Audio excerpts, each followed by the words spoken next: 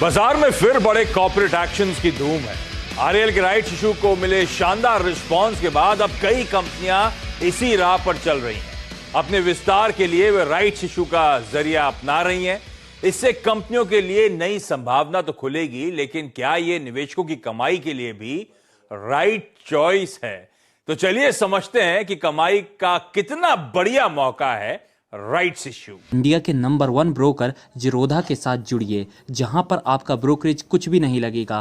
Brokerage लगेगा तो सिर्फ इंट्राडे ट्रेड में, वह भी सिर्फ 20 रुपए। तो दोस्तों, अकाउंट ओपनिंग की लिंक डिस्क्रिप्शन में है, जाइए लिंक पर क्लिक करके जीरोधा में अकाउंट ओपन कर। राइट्स का आसान शब्दों में मतलब समझिए, एक तरीका है फंड रेजिंग का।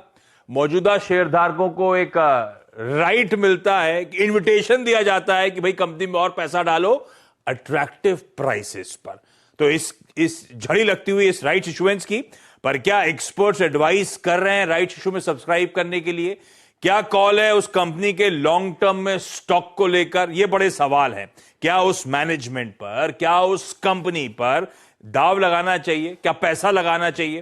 तो इस पे मदद करने के लिए हमारे साथ हिम सिक्योरिटीज के आस्था जैन और सेठी फिनमार्ट के विकास सेठी साहब जुड़ते हुए। आप दोनों का स्वागत है। अगले आधे घंटे में जितने राइट्स इशू खुले हैं, खुल रहे हैं, कोशिश करूंगा उन सबको टच अपॉन करूं, आप लोगों के लिए क्लियर कट राय लेकर आऊं। लेकिन सेठी साहब, जैसे मैंने ओपनिंग रिमार्क्स में कहा, रिलायंस ने तो पूरा मूड ही बदल दिया है। सारी कंपनीज को अब राइट्स इशू एक विकल्प के तौर पर नजर आने लगा है। बहुत सालों बाद राइट्स इशुएंस के जरिए फंड रेजिंग वापस चलन में आ रही है ना सर? बिल्कुल बिल्कुल आशीष, देखिए जैसे रिलायंस ने एक राइट्स अनाउंस किया और एक बहुत ही सफल राइट्स इशू था।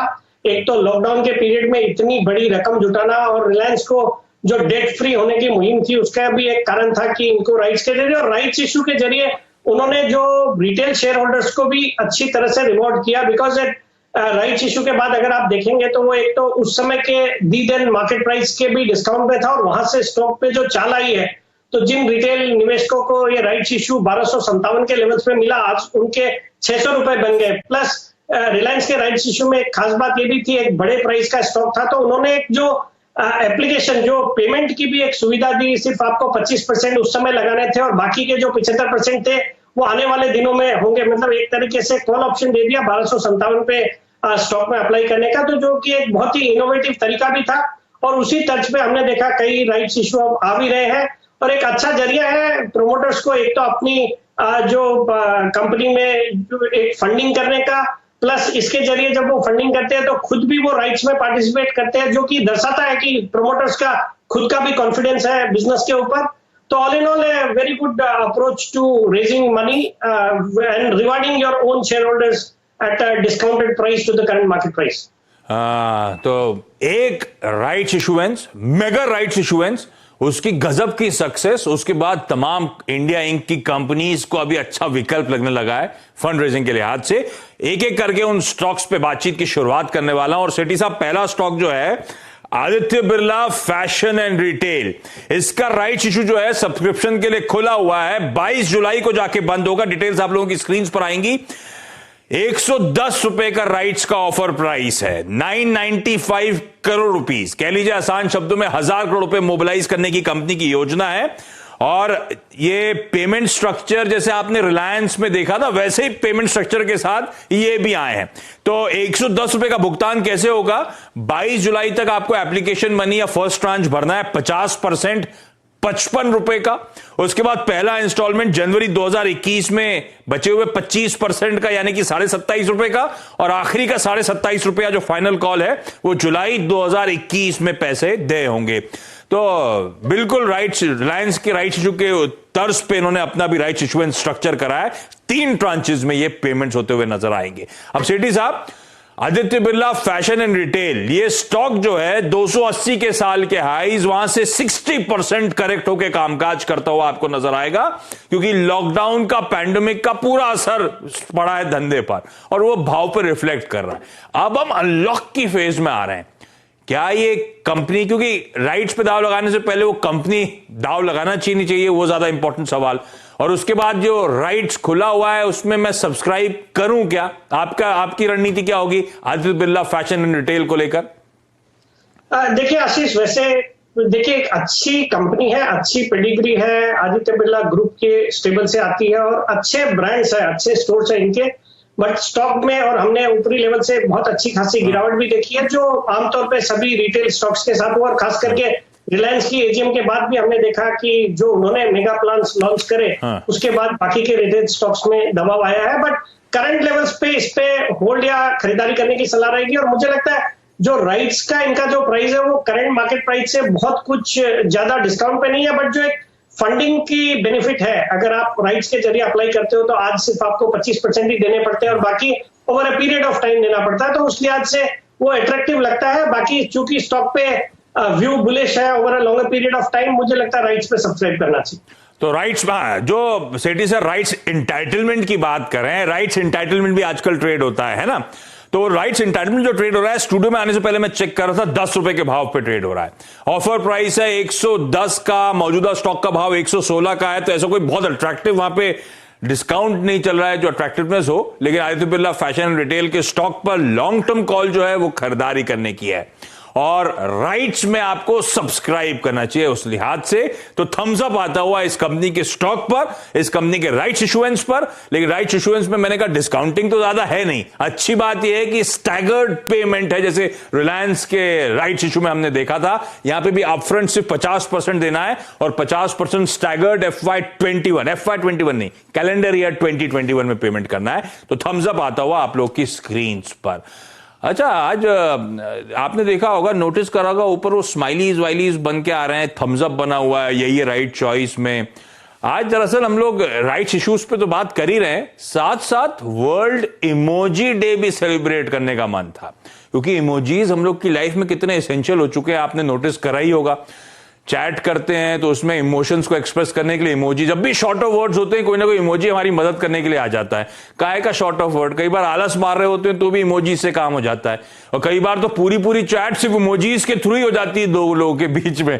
तो इमोजीज की इतनी ज्यादा अहमियत हो चुकी है, तो आज सोचा राइट इशू पे बात कर रहे हैं, वर्ल्ड इमोजी डे है तो उसको भी सेलिब्रेट करना चाहिए। ऐसे में आस्था, कोई ना कोई फेवरेट इमोजी तो आपका भी होगा, बताइए कौन सा फेवरेट इमोजी है आपका? बेसिकली मैं हमेशा बिलीव करती हूँ कि अगर एक स्माइल है जो सभी के लिए बहुत यहाँ पे कारगर साबित होती है, चाहे शेयर मार्केट हो चाहे हमारी लाइफ हो। सो मेरा जो फेवरेट इमोजी है, इनफैक्ट मेरी डॉटर का भी जो फेवरेट इमोजी वो स्माइली, जो हमेशा एक स्माइलिंग वाला रहता है, वो है। तो मेरे हिसाब से कोई भी परिस्थिति हो, हमेशा एक स्माइल फेस पे रहनी चाहिए, क्योंकि कितना भी अंधेरा हो शायद उजाला आगे आने वाला ही रहता है। तो स्माइली में हमेशा स्माइलिंग वाला रहेगा मेरा फेवरेट इमोजी, और शायद आपकी स्क्रीन पे भी वही आ रहा होगा। पता नहीं, मैं इंतजार कर रहा हूँ डॉक्टर साहब, स्क्रीन पर दिखाइए वो स्माइलिंग वाला इमोजी जो आस्था की पसंदीदा इमोजी है, अगर आपके पास हो तो हाँ, खैर स्माइल वाला इमोजी हमेशा वो पॉजिटिव फीलिंग्स भी जनरेट करता है। सेठी साहब, आपका फेवरेट इमोजी कौन सा है?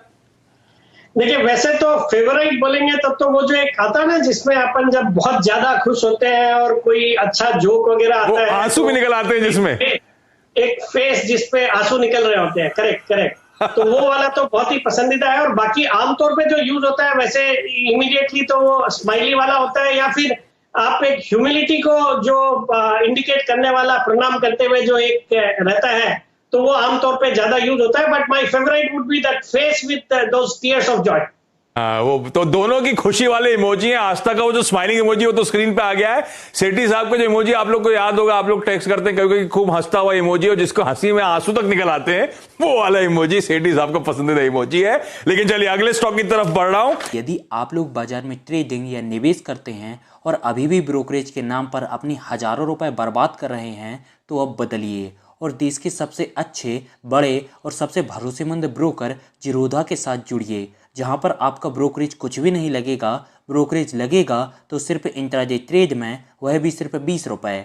और दोस्तों, साथ ही आपको बता दूं कि यहाँ पर अकाउंट ओपन कराने के लिए आपको अपना POA यानी कि पावर ऑफ अटॉर्नी देने की कोई आवश्यकता नहीं है, जिसका उपयोग करके हाल ही में देश के एक बड़े ब्रोकर ने 2000 करोड़ का घोटाला किया।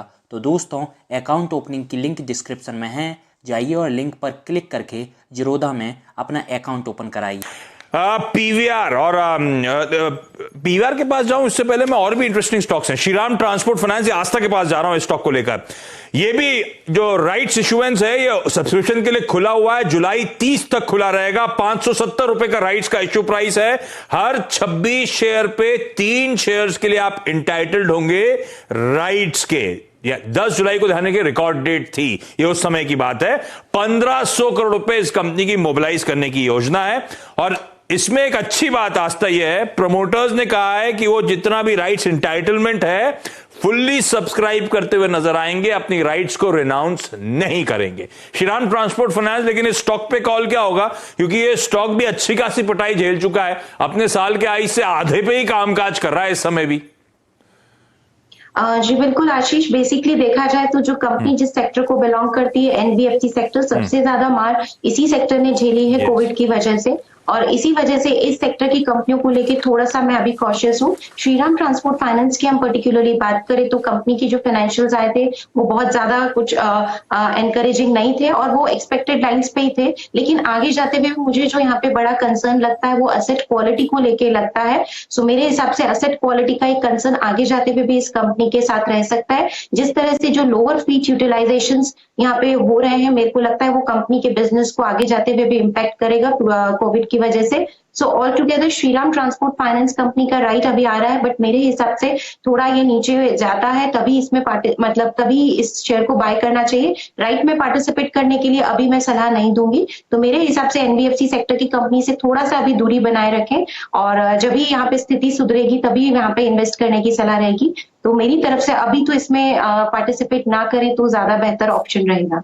हाँ, तो पार्टिसिपेट ना करें। आस्था थोड़ी कंसर्न साउंड करिए एनबीएफसीज को लेकर और एसेट क्वालिटी को लेकर जो चिंताएं हैं शायद वो प्ले आउट होती हुई नजर आए। वो स्ट्रेस जो है, वो स्ट्रेन जो है बुक्स पे, वो शायद अब विजिबल होता हुआ नजर आए। इसीलिए एनबीएफसी और श्रीराम ट्रांसपोर्ट इस समय उनकी पसंदीदा बेट है ही नहीं। इसीलिए ये भी इमोजी भी काउंट हो गया, थम्स डाउन आ गया आप लोग की स्क्रीन पर।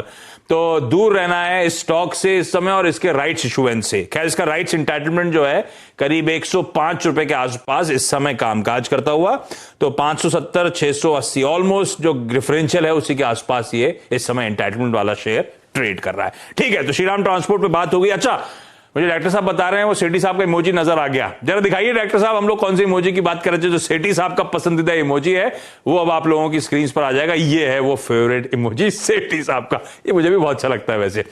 जबरदस्त, जब ज्यादा हंसी दिखानी होती है, फीलिंग एक्सप्रेस करनी होती है तो इमोजी एकदम एप्ट बैठता है। अच्छा सेठी सर, अगला स्टॉक जो रडार पे है राइट्स इशुएंस के चलते वो है पीवीआर का। ये राइट्स इशू भी बाजार में खुला हुआ है, 31 जुलाई को जाके बंद होगा। कुल मिलाकर 300 करोड़ रुपए जुटाने की योजना, 784 रुपीज का ऑफर प्राइस, 94 शेयर्स हैं। रिकॉर्ड डेट थी जुलाई 10 इसकी भी, तो 7 शेयर्स के लिए आप इंटाइटल्ड है राइट्स के। और राइट्स की प्राइसिंग हो गई मौजूदा भाव से करीब 25% के डिस्काउंट पे इस समय वो ऑफर है। लेकिन सेठी साहब, ये कंपनी तो चैलेंजेस से गुजरी है। साल के हाई से ये भी वही स्टॉक है जो एग्जैक्टली 50% करेक्ट होकर कामकाज करता हुआ आपको नजर आएगा। और दिक्कत यह है कि मल्टीप्लेक्सेस कब खोलेगी सरकार, बहुत बड़ा असमंजसता है। बाकी सबको लेकर तो क्लैरिटी है, ये अब खुला, ये तब खुला। मल्टीप्लेक्सेस को लेकर कोई कुछ कह भी नहीं रहा। और हमारा आप जानते हैं बड़ा मुश्किल है मल्टीप्लेक्सेस को अभी भी रिज्यूम कराना, और रिज्यूम करा तो आई डाउट हम तीनों में से कोई भी जाना चाहेगा इस समय पिक्चर देखते मल्टीप्लेक्स में बैठ के इतने लोगों के बीच में। क्या करना है फिर पीवीआर में सर? पर ये सब स्ट्रीट में कहीं ना कहीं फैक्टर इन होगा भी, जो हम कह रहे हैं सबको पता है, तो भाव में शायद कैप्चर हुआ हो। अब इसका मतलब पीवीआर पे अब कॉल क्या होना चाहिए जब भाव क्रैक हो चुका है? इसके राइट्स पर कॉल क्या होगा सर? नहीं, बिल्कुल आशीष, देखिए पहले तो अगर आप नॉर्मल सिनेरियो की बात करें, कोविड के पहले के जो सिनेरियो थे उसमें तो ये एक बहुत ही शॉर्ट आफ्टर स्टॉक था। ऊपर में 2100 तक के लेवल्स के हाईज टच करे और सबको लगता था इतना बड़ा इंडियन कंजम्पशन स्पेस है, इतना बड़ा मिडिल क्लास है, तो उसमें ये जो तरह के बिजनेसेस है बहुत ही ब्राइट फ्यूचर नजर आ रहा था। बट कोविड ने पूरा सिनेरियो बदली कर दिया और आज जब पूरा लॉकडाउन है या मॉल्स वगैरह बंद है तो इनको बहुत बड़ा इम्पैक्ट पड़ा है। और ये आने वाले दिनों में भी बहुत जल्दी रिकवरी या नॉर्मल सी इनके बिजनेसेस में नहीं आएगी। बट जैसे जैसे ये अनलॉक होते जा रहा है, माना जा रहा है कि छोटे जो टाउन्स है, छोटे सिटीज है, वहां पे कुछ स्क्रीन्स वगैरह खुली होंगी, बट इनके जो फिक्स्ड कॉस्ट है काफी ज्यादा है, जैसे रेंटल्स लगते हैं या स्टाफ की सैलरीज वगैरह है, तो उसकी मार स्टॉक झेल रहा है। और हमने देखा स्टॉक में हाल ही में जो इसके लोज थे वो राइट्स इशू के जो प्राइस है 785 के आसपास के लोज भी लगाए स्टॉक ने। तो मेरा जिनके पास ऑलरेडी ये स्टॉक है उनको तो होल्ड करने की सलाह है, बिकॉज बिजनेस मॉडल अच्छा है, बिजनेस में अपॉर्चुनिटीज अच्छी है, बट अभी समय लगेगा। बाकी उनको राइट्स में बिल्कुल अप्लाई करना चाहिए, बिकॉज राइट्स एक अच्छे खासे डिस्काउंट पे जो 784 के लेवल्स पे इस स्टॉक में बिल्कुल एक खरीदारी करने का मीडियम से लंबी अवधि के लिए अच्छा मौका है। तो आई वुड रिकमेंड कि राइट्स में बिल्कुल अप्लाई करें जिन निवेशकों ने ऑलरेडी इसमें निवेश किया हुआ है उनको। तो ठीक है, राइट्स में अप्लाई करें। चैलेंजेस हैं इस कंपनी के सामने, स्टॉक उस लिहाज से करेक्ट भी होता हुआ नजर आया है, और राइट्स में अप्लाई करने का सबसे इंपॉर्टेंट मकसद यह है कि आपको एक अच्छा डिस्काउंटिंग है 25% के आसपास की, उस डिस्काउंटिंग को बनाने का फायदा मिलेगा। तो मौजूदा शेयरधारक हैं तो इन राइट शेयर में अप्लाई किया जा सकता है। थम्स अप आता हुआ सेठी साहब की तरफ से पीवीआर के राइट इश्यूएंस को लेकर। क्विकली एक काम करता हूं, एक छोटा सा ब्रेक ले लेता हूं। सेठी सर, अगला स्टॉक है Mahindra and Mahindra financial services या महिंद्रा फाइनेंस, जिसके नाम से ज्यादातर लोग इसे जानते हैं। 3,500 करोड़ रुपए राइट इशू के जरिए जुटाने की मंजूरी, बोर्ड ने कहा है फोर्थ विद राइट इशू कर दिया जाएगा। अब इस कंपनी के साथ दिक्कतें हैं, जैसे आस्था कह रही थी एनबीएफसी पेन में है। अब इसका जो Q4 का प्रॉफिट था 62% का डिक्लाइन था। Q4 में कोविड के चलते 650 करोड़ की प्रोविजनिंग करनी पड़ी इनको। तो दरअसल ये फंड रेजिंग हो रही है अपनी बैलेंस शीट को दुरुस्त करने के लिए। ये फंड रेजिंग हो रही है, होपफुली बैलेंस शीट को दुरुस्त करने के बाद कुछ एक्स्ट्रा कैपिटल हो तो ग्रोथ को कैप्चर करें। कोविड के बाद जो अगर पीक होती है, ग्रोथ इंप्रूव होती है। पर ये स्टॉक पे कॉल क्या होगा सर? चैलेंजेस हैं, पैसा रेज कर रहे हैं, बैलेंस शीट को रीसेट करने की कोशिश कर रहे हैं, स्टॉक करें क्या? कुछ लोअर लेवल से स्टॉक में हरकत आना जरूर शुरू हुई है, अभी भी अट्रैक्टिव लगता है क्या? नहीं, बिल्कुल आशीष, देखिए वैसे एक अच्छी क्वालिटी की एनबीएफसी है। मतलब आप एनबीएफसी स्पेस में अगर ढूंढेंगे तो टॉप जो 5 एनबीएफसी है उसमें इसका भी नाम आएगा, बिकॉज एक तो मैनेजमेंट अच्छा है, एक अच्छी पेडिग्री है, backed by the Mahindra group, और दूसरा सबसे अच्छी बात है कि ये कंपनी ज्यादा फोकस्ड है रूरल इकोनॉमी पे, रूरल सेक्टर पे, लेंडिंग पे ज्यादा फोकस्ड है। और वहां पे ये जो पेंडेमिक का या लॉकडाउन का असर कंपेयर टू बड़ी सिटीज कम देखा गया है, और रूरल इकोनॉमी में रिकवरी भी फास्टर हो रही है। तो उसका भी एक फायदा M&M फाइनेंस जैसी कंपनी को डेफिनेटली देखने को मिलेगा। फिर इस बार मानसून भी नॉर्मल हुए हैं, तो मुझे लगता है करंट लेवल्स पे या कोई भी गिरावट पे इस स्टॉक को खरीदारी के लिए बिल्कुल कंसीडर किया जा सकता है। अगर आपका 9 से 12 महीने का नजरिया है तो मुझे लगता है यहां से अच्छे अपसाइड इस स्टॉक में एक बार नॉर्मल सी बहाल होगी तो इस स्टॉक में देखने को डेफिनेटली मिल सकते हैं। तो I would recommend hold at the current levels और buy on declines of the company. Okay, तो Mahindra and Mahindra finance hold करें और किसी भी गिरावट में खरीदारी करने के स्टॉक में मौके ढूंढिएगा। अगले 9 से 12 महीने के लिहाज से शायद ये कंपनी यहां से आउट परफॉर्म करती हुई नजर आए।